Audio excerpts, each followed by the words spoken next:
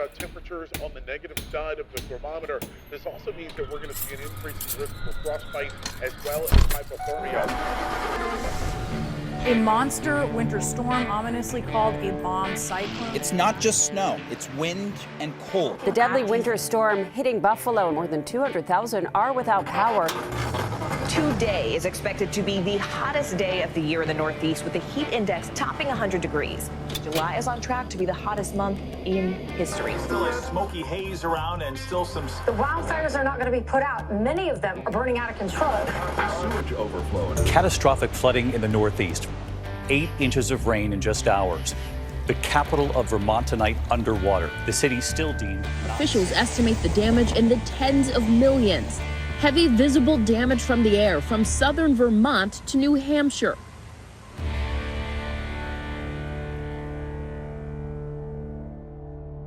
When we talk about the climate economy, it involves every innovation, the whole spectrum of solutions that we'll need to bring to market to take on the climate crisis.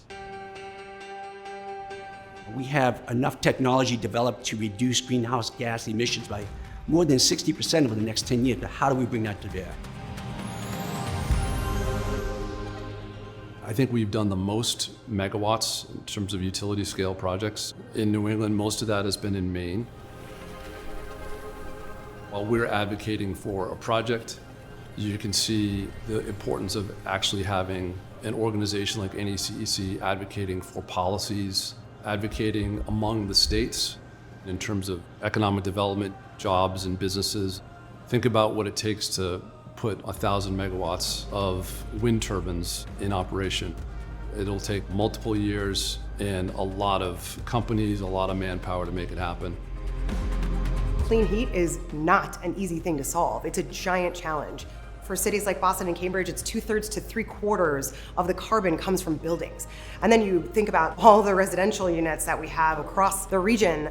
So I see the mission of the NECEC as absolutely critical to our future and also to us being able to push the agenda more quickly than we might be able to do on our own. I'm inspired by, the fact that we can deliver green energy in a big scale. It's a lot of hard work, it's a lot of cool technology like the vessel here, right, and the turbines, but it's a passion. I see that in the eyes of my team. They get up every morning because they want this. It's a passion. It's a dramatic shift that we're seeing today in energy production. We're seeing a doubling in the amount of wind energy alone since 2014 and a doubling in the amount of solar energy since 2018. The challenge with renewables is that the sun don't always shine, particularly here in Massachusetts, and the wind don't always blow. And so we need to be able to take advantage of these resources when they are generating, and then be able to store that energy when they're not. As we work to bring value back to communities, to engage them in this conversation, NECEC was a natural fit for us because we share this willingness to bring positive value back to communities that have been left out of this conversation in order to achieve successful renewable projects. The Clean Energy Days that NECEC hosted were incredibly valuable for us.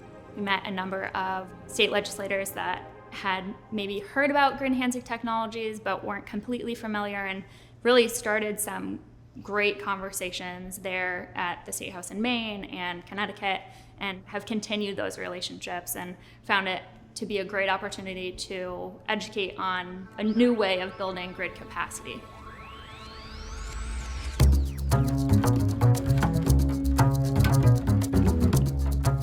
We drive innovation in a very unique way at the Northeast Clean Energy Council. We are a trade organization. We have more than 300 members circulated through our accelerator program of Clean Tech Open, our partnership program of Navigate, more than 900 startup companies. So MassCEC has been a proud partner with NECEC's Clean Tech Open Northeast and the Navigate program for over 12 years now. So at MassCEC, we do 3 things really. One is innovation and technology development. The second is once you have a technology that's commercially ready, how do we get it to scale? How do we get it out into the marketplace?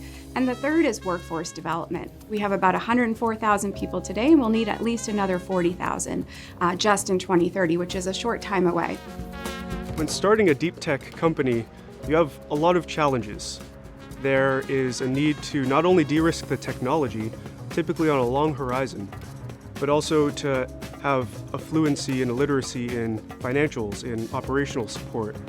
Also scaling manufacturing, and really importantly, building and growing a team with an enduring culture. These are all ways that NECEC and through Cleantech Open and Navigate have provided programming for us to really strengthen these business fundamentals. NECEC for me has connected us to various different corporations, municipalities. So there's many different doors that can be opened. The investor that we actually got through Navigate has opened many of those doors. They've been super helpful to look at grant programs for us in a specific state. They've also helped us with hiring. You can't have clean tech without talent. People are the driving engine.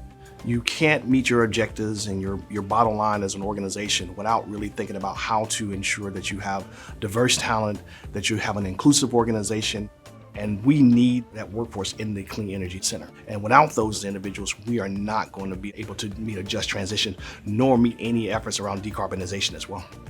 So when it comes to collaborations between Clean Energy New Hampshire and NECEC, obviously we're collaborating closely on policy matters, but also we're collaborating really closely with Barry Reeves, who's in charge of DEIJ and workforce down at NECEC, looking forward to how we can crack that nut here in New Hampshire, because workforce is a huge problem here.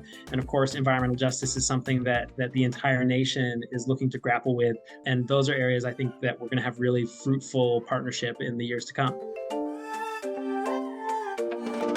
Solar as an industry has historically been really accessible to people who can afford it. And Nexamp's making really big strides to make sure that we're addressing communities that can't generally afford it or don't own homes and can't put PV on their roofs. And so I think bringing solar to those communities is really big, but letting them see representation in our workforce as well is going to be huge going forward. When I interviewed, I was one of 3 women in the room, and when I finished my interview and they asked if I had critiques, I just mentioned that it was kind of a bummer to not see any women represented in a construction-based field that they're trying to bring inclusion into.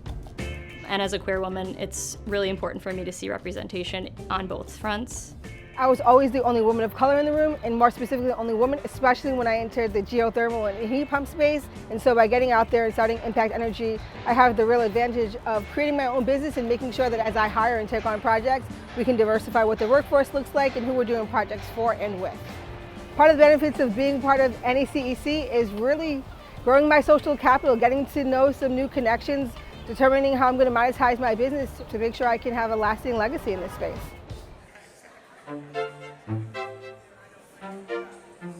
We drive policy by bringing the perspective from industry, our members, what it takes for policymakers at the national, state, regional, and local level.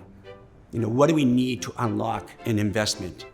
I also want to acknowledge the Northeast Clean Energy Council, and I say that because, Joe, I appreciate all of your efforts and your partnership. I think one of the things that's special about Massachusetts is this secret sauce of people working together in government, state, local. Connecticut is a small but mighty state. We have a lot of excitement and energy about what we do on the state level, policies that are shifting the way that we think, but we are also a small state. And so opportunities like NECEC afford us the ability to share knowledge and information about what's working in other states. How do we learn and build programs that can happen across borders? A great example of that is the Clean Energy Corridors program, thinking about how do you build a clean energy that goes from Massachusetts all the way down to New York, and how can we be supporting that from both the technology side and also from a state policy side. Our legislators are constantly asking us, what are the other states doing? What examples can we follow? And so by being plugged into NECEC's network, we've got our finger on the pulse of what's happening all throughout New England. And that helps us educate our legislators about what the options are, what's viable, and what's working to bring more renewables online and address the crisis in our region. NECEC plays the role of that convener, connecting innovation with investment, and work with our partners and stakeholders and allies fighting for economic justice, green jobs, environmental and social justice to create those equitable pathways to drive that economy. You can accomplish more in an event like this than you can in 2 weeks of Zoom meetings. You get to have really great conversations and then have really meaningful follow-ups. We're trying to use technology to make this an equitable transition. We can look at all these awesome federal opportunities and all these funding opportunities, and we can forget about the areas that those funding sources were designed for. Part of the partnership with NECEC and other companies that are here is bringing them together to say, hey, how can we bring these solutions to these places first before we bring it to mass market?